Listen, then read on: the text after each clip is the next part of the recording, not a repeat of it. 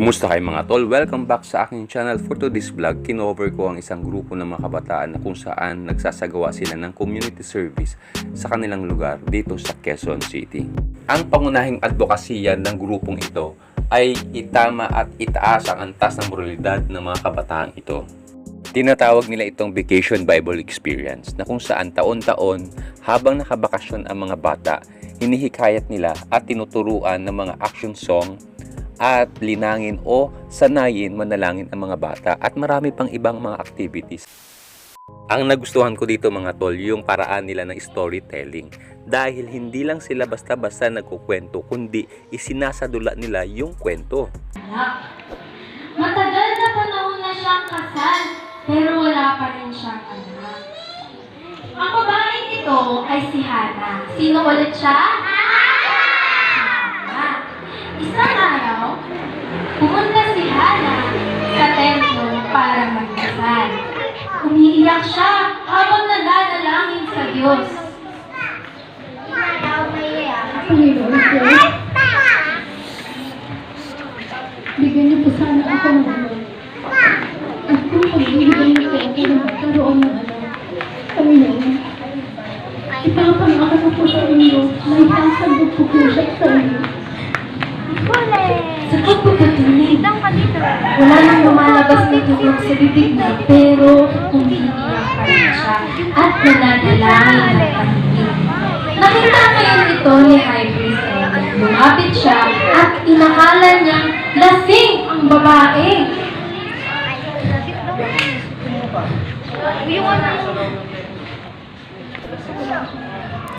Ako po si Hannah. Asawa po ako ni Elvana. Hindi po ako lasing. Ako po ay nananalangin sa Panginoon na bigyan niyo po ako ng anak.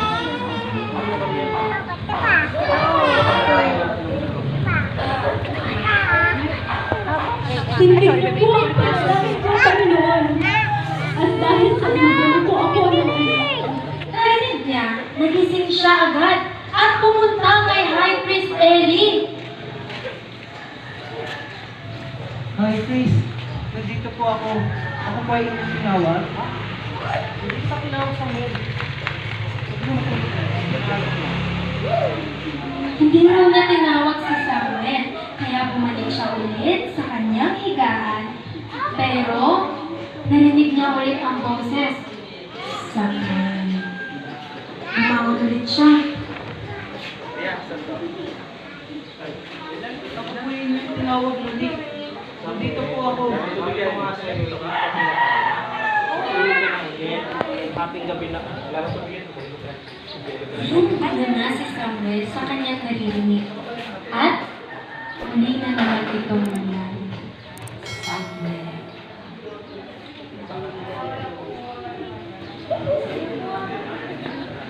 Tinawag niyo po ako ulit. Nandito po ako.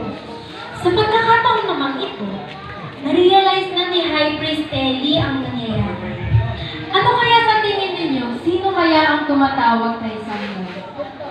Sino kaya? Multo? Tingnan natin. Ang tumatawag kay Samuel ay walang iba kundi ang Panginoon. Dahil dito, sinabi sa kanya ni Eli, Okay, sino ako tinatawag? na ulit ang boses. Tawagin nga natin siya. Ngunit, sa pagkakataong ito, lumuhod si Samuel. Panginoon, nandito po ako at nakikinig sa iyo. Gaya ng sinabi ni Eli, kinausap ng Panginoon si Samuel. Sinabi niya ang mga mangyayari sa future. There are times when you feel so proud. You're up above the moon and stars that appear all the time. You walk on earth, you give your life for mine. There's so much I'm worth.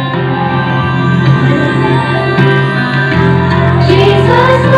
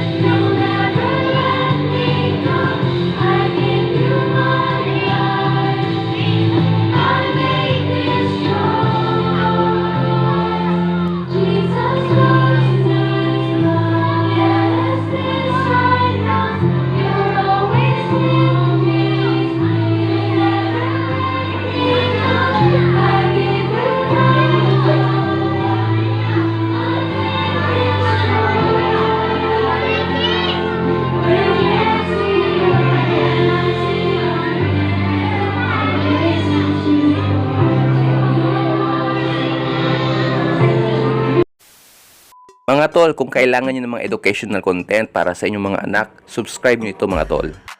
Thanks for watching mga tol. Kindly like, share, and subscribe.